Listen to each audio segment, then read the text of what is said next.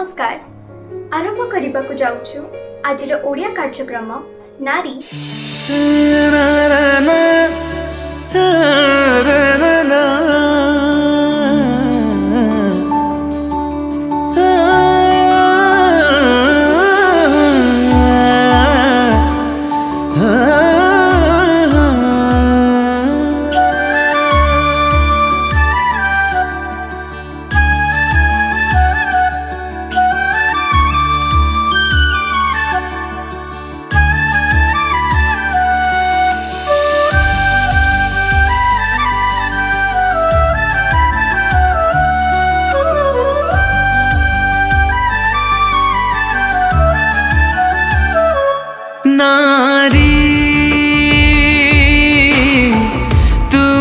केड़े धन्य तुम्हें केड़े धन्य नारी तुम्हें केड़े धन्य तुम्हें केड़े धन्य धन्य तुम नारी जन्म धन्य तुम नारी जन्म आश्चर्य सृष्टि ईश्वरं का नारी तुम्हें केड़े धन्य हो नारी तुम्हें केड़े धन्य। Greetings and shalom to all my dear sisters in the precious name of our Lord and wonderful Savior Yeshua Jesus. Today in this episode we are going to learn some valuable lessons from the life of Priscilla and Aquila, one of the power couples we see in the Bible. प्रिय बहनों, आज हम प्रिस्सिला और Aquila के life से कुछ खूबसूरत बातों को सीखने के लिए हम जा रहे हैं। प्रिस्सिला और अक्विला का जिक्र हमें सबसे पहले प्रेरितों के काम की पुस्तक और पौलुस द्वारा लिखे गए कई एक पत्रियों में देखने को मिलता है और प्रिस्किला को कहीं कहीं पर प्रिस्का के नाम से भी संबोधित किया गया है। प्रिस्किला और उसका पति अक्विला अर्ली चर्च पीरियड के एक स्पिरिट फील्ड कपल थे और परमेश्वर ने उन्हें बहुत ही सामर्थ्य in a very phenomenal way Christianity के प्रचार और प्रसार के लिए प्रयोग किया था। और कई थियोलॉजियंस का तो ऐसा भी मानना है कि प्रिस्किला जो थी वह एक हायर सोशल स्टेटस रखा करती थी, क्योंकि पौलुस द्वारा लिखे गए कई एक पत्रियों में उसके पति से पहले प्रिस्किला को एड्रेस किया गया है। खैर, हम यहाँ पर उसके सोशल स्टेटस के बारे में चर्चा करने नहीं आए हैं और कई एक बातें हैं जो हम प्रिस्किला और अक्विला के लाइफ से हम सीखने जा रहे हैं। मैं 3 बातें आप लोगों के साथ आज शेयर करने जा रही हूँ और पहला इस प्रकार है, every disappointment is God's appointment. हर एक निराशा परमेश्वर की ओर से आपके लिए एक आशा, एक नियुक्ति को लेकर के आती है। मैं आपके लिए प्रेरितों के काम उसका चैप्टर 8 वर्स 1 से 3 तक पढ़ रही हूँ।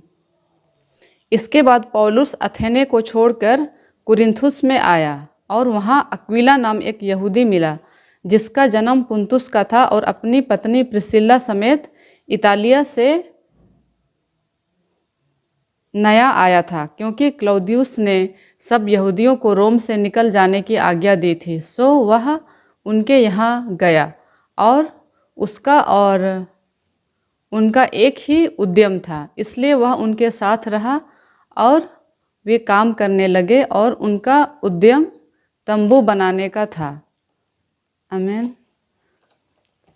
प्रिस्किला और अक्विला को यहूदी होने के कारण रोम को छोड़ना पड़ा और तब वे कोरिन्थ में आकर रहने लगे, जहाँ पर उनकी मुलाकात पौलुस के साथ होती है। पौलुस को भी एथेंस में कुछ लोगों के विरोध का सामना करना पड़ा था, इसीलिए वह भी कोरिन्थ में आकर रहने लगा था। आप सिचुएशंस को समझिए, जो पौलुस फेस कर रहा था वही ये दोनों कपल भी फेस कर रहे थे। इन्होंने कठिन परिस्थितियों का सामना किया था, इसलिए उन्हें कोरिन्थ में आकर रहना पड़ा। कुछ समय ऐसी परिस्थितियों के द्वारा परमेश्वर लोगों को जोड़ते हैं। शायद वो कठिन परिस्थिति होगा या फिर सहज परिस्थिति होगा, लेकिन हमारे हर एक परिस्थिति के पीछे परमेश्वर की एक अच्छी योजना होती है। कुछ समय के लिए इन्होंने सोचा होगा कि परमेश्वर इन बातों की अनुमति उनके जीवन में आखिर क्यों होने दे रहे हैं, क्यों ये सब हमारे जीवन में आखिर क्यों हो रहा है। लेकिन इन परिस्थितियों को लाने के पीछे परमेश्वर की एक महान योजना थी। इसलिए जो भी परिस्थिति का सामना आज आप क्यों ना कर रहे हों, कभी निराश मत होना, लेकिन हर एक बात में आप परमेश्वर को धन्यवाद दें। इस 9 वर्ष में आप सभी एक निर्णय लें कि चाहे जैसे भी निराशा का सामना मुझे क्यों ना करना पड़े, मैं पीछे नहीं हटूंगी। प्रिस्किला और अक्विला के जीवन से हम सीखें। ये दोनों पति पत्नी टेंट मेकिंग का काम करते थे, अर्थात तंबू बनाने का काम किया करते थे। पौलुस भी एक टेंट मेकर था और साथ में वह सेवकाई भी किया करता था। और पौलुस ने उन दोनों को सुसमाचार सुनाया और उन्होंने उद्धार को पाया। और सिर्फ उद्धार ही नहीं, वे इसके साथ ही साथ वे पौलुस के कोवर्कर भी बन गए। कोवर्कर बनने के बाद वे सेवकाई के कार्यों में पौलुस को सहयोग देने लगे और अंत में ये दोनों भी क्रिश्चियन मिशनरी बन गए। नो डाउट उन्हें कई एक मुश्किलों का सामना करना पड़ा था, जैसे कि उन्हें अपना घर रोम में छोड़ करके आना पड़ा। लेकिन हमारा परमेश्वर हर एक निराशा को, हमारे जीवन के हर एक कड़वाहट को अपनी महिमा के लिए इस्तेमाल करता है। रोमन्स उसका चैप्टर 8 वर्स 28 में हम पढ़ सकते हैं कि जो परमेश्वर से प्रेम रखते हैं उनके लिए सारी बातें मिलकर भलाई को ही उत्पन्न करती हैं। और ये वचन प्रिस्किला और अक्विला के लाइफ में एक रियलिटी बना। और जो सेकंड लेसन है वह हम इस प्रकार से देखते हैं। Find intimacy in your life partner in order to make your marriage life successful। अर्थात अपने जीवन साथी में घनिष्ठता की खोज करके वैवाहिक जीवन को सफल बनाएं।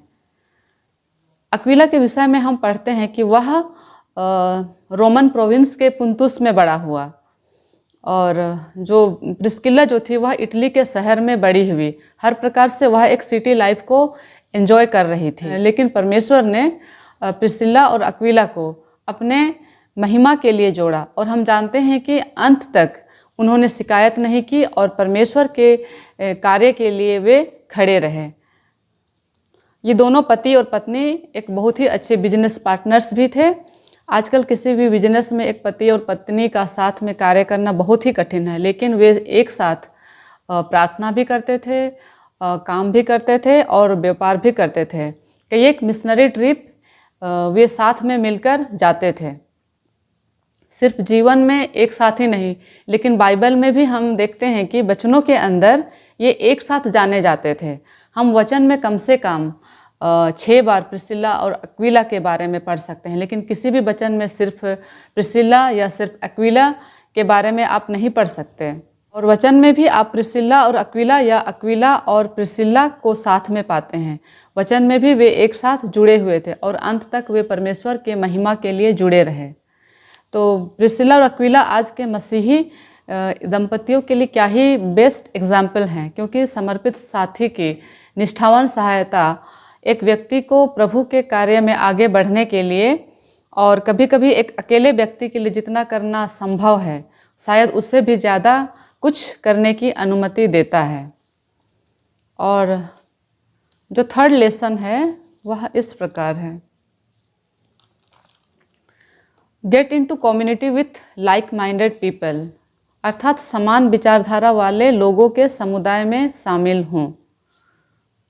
यह हमेशा आसान नहीं होता, लेकिन परमेश्वर ही है जो आपको गॉडली फ्रेंड्स प्रोवाइड करता है, जिनके हृदय और विचार आपके साथ मेल खाते हों। पौलुस को प्रिस्किला और अक्विला में इस प्रकार की कॉम्पैटिबिलिटी या आप कह सकते हैं एक ऐसी संगति मिल गई थी जिनके गोल और पर्पस लगभग एक समान थे और उनकी जो फ्रेंडशिप थी वह जीवन भर बनी रही। आरंभिक दिनों में ये सभी यहूदी थे, लेकिन बाद में ये सभी मसीही बन गए थे। ये लोग टेंट मेकिंग का काम भी साथ में किया करते थे।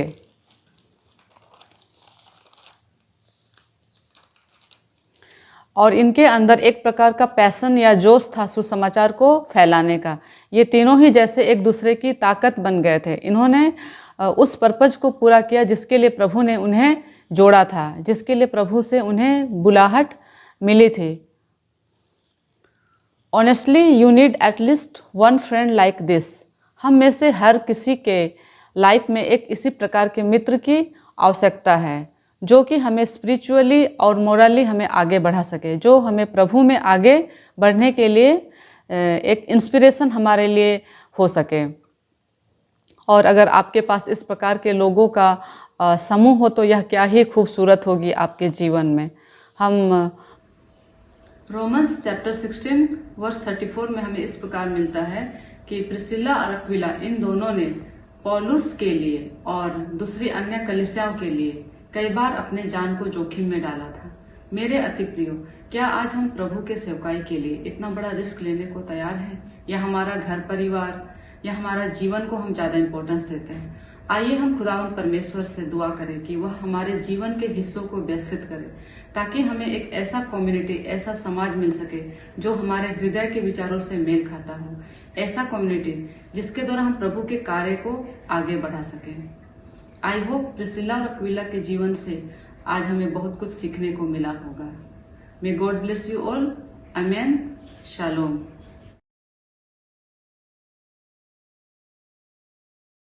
आज प्रोग्राम टी एठारे रखुछु। ईश्वर को इच्छा हेले नेक्स्ट एपिसोड रे देखा हबो। शालोम। Bye bye. तुमे केड़े धन्य,